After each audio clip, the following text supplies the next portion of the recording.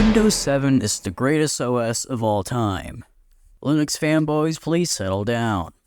Anyway, I've been using computers for a pretty long time if I say so myself. It feels like I was staring at a screen straight out of the womb.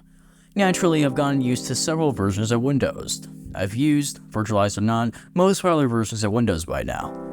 Windows 95, 98, XP, Vista, and, well, all those were quote-unquote fake, I suppose. I do have my barrier for entry though, and that so happens to be Windows 7.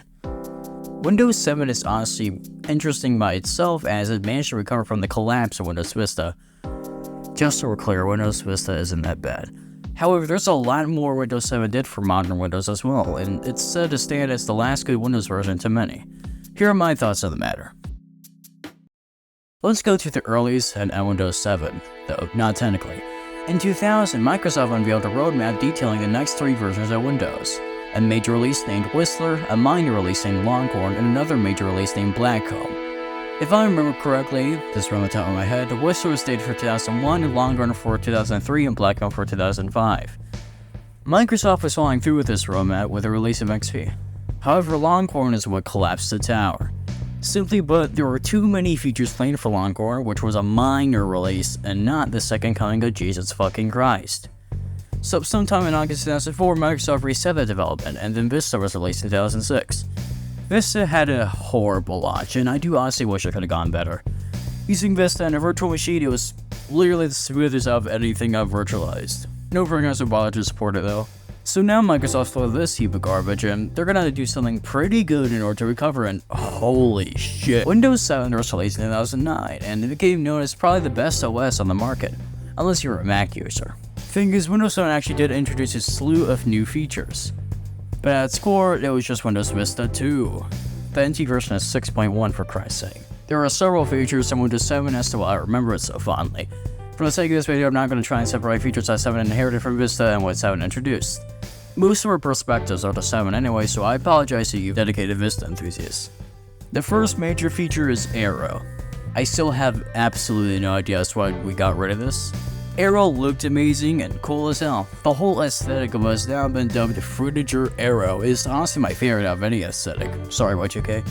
This focus on nature and, I guess, good times on Windows 7 really did give it its own aura, and that aura alone is what draws me back to it. Next up are the themes. This was not only just a great new feature to introduce alone, but these default themes are iconic. Most of the time when I was using Windows 7, I stuck with the default wallpapers just from their inner nostalgia. This one's my favorite.